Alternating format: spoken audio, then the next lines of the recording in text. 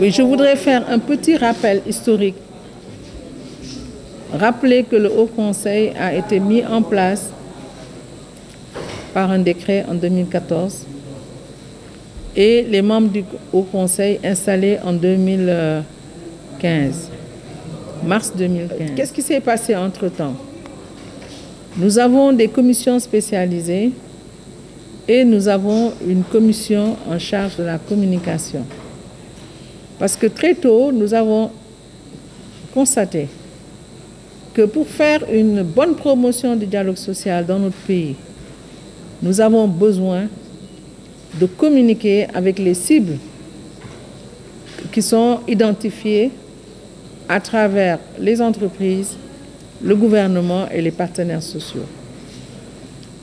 Et vous l'avez entendu, des mandants tripartites qui ont pris la parole, nous avons tenté de porter la parole de l'institution de 2015 pratiquement à 2023. Parce que c'était le passage obligé pour arriver à cette date. Parce que le dialogue social est une matière extrêmement sensible qui met en présence des mandants tripartites qui sont différents, qui viennent de différents groupes et qui sont aujourd'hui dans les lieux de travail où nous avons les partenaires sociaux, les employeurs en face des travailleurs et le gouvernement en face et les secteurs privés, secteur public et l'économie informelle. Donc, nous avons tant bien que mal veillé à avoir une bonne communication pour que les Sénégalais s'approprient le dialogue social. Aujourd'hui, ce que nous voulons à travers cet atelier, c'est renforcer les capacités des membres. Vous avez vu le président de la commission et aussi aller au-delà en élaborant une stratégie de communication. Et nous avons estimé, faisant le point sur tout ce que nous avons vécu dans notre pays et allant également vers d'autres perspectives, le Haut Conseil du dialogue social doit encadrer sa communication. Et pour ce faire, il faut outiller les membres, mettre en place une cellule de communication efficace et également efficiente.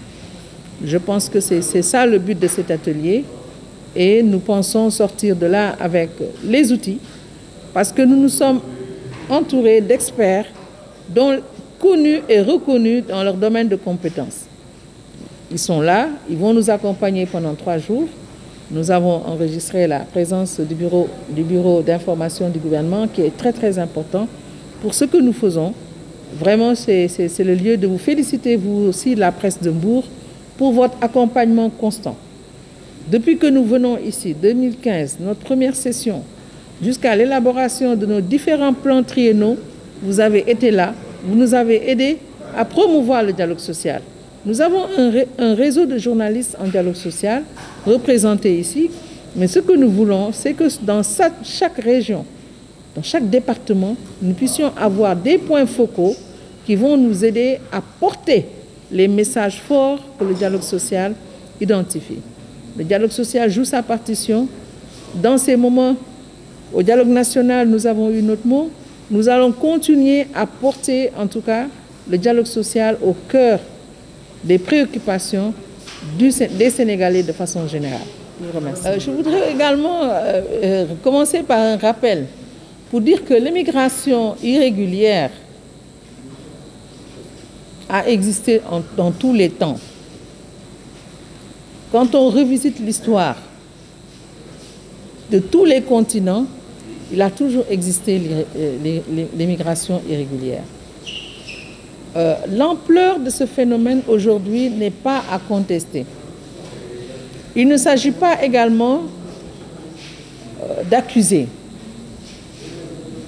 parce que nous entendons beaucoup de réactions qui tendent à accuser.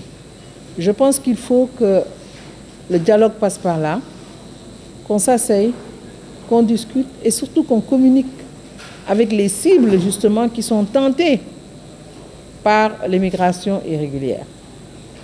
On peut aller par voie aérienne, vous allez me dire, il y a le problème des délivrances de visas. Donc ça concerne les diplomates. Il y a la voie maritime que les jeunes prennent et on a enregistré beaucoup de morts. Il y a l'âge de ceux qui, aujourd'hui, prennent la mer. Quand on voit une mère partir avec son enfant, c'est que vraiment, il y a un souci. Il y a un souci dans les familles. Il y a un souci dans les politiques à mettre en œuvre pour faire en sorte que les jeunes restent dans leur pays. Comme on le dit en Wolof, donc tout ça, c'est de la communication.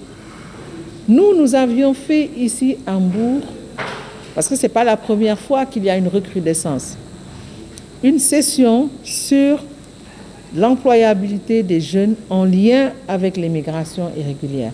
Ce document est là, donné au gouvernement avec des propositions extrêmement importantes que tous les acteurs doivent visiter. Nous sommes prêts, qui a été édité par le Bureau international du travail.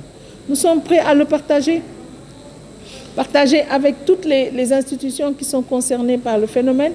Et nous avions fait avec la présence de l'Organisation internationale des migrations.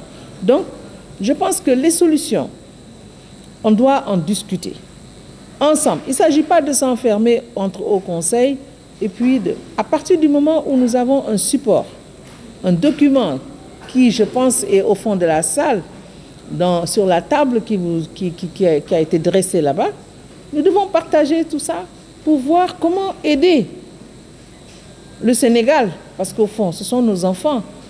Ce sont nos enfants, ce sont des membres de nos familles qui partent et qui décèdent en mer.